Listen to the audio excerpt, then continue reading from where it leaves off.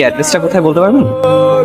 এই অ্যাড্রেস আপনার কি দরকার? না, আমার বেস্ট ফ্রেন্ডের বিয়ে, বললো যে দেখতে গিয়ে বিয়ে হবে। আজ বিয়েটা হচ্ছে না। কেন?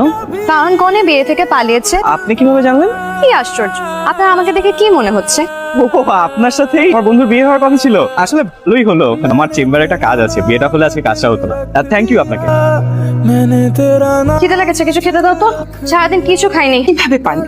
আমাকে ভুলে যেতি। আমার সামনে কিরকম ছোট। আর এভাবে না দেখে শুনে কাউকে বিয়ে করা যায় নাকি? তোকে কালকে ছবি দিয়ে গেলাম না, তুই বললি টেবিলে রেখে যাও।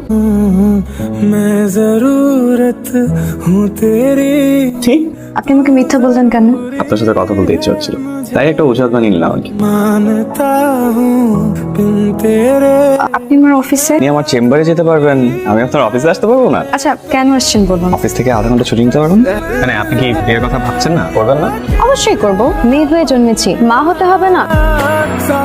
আমাকে ছেলে হিসাবে কেমন লাগলো? ভালো না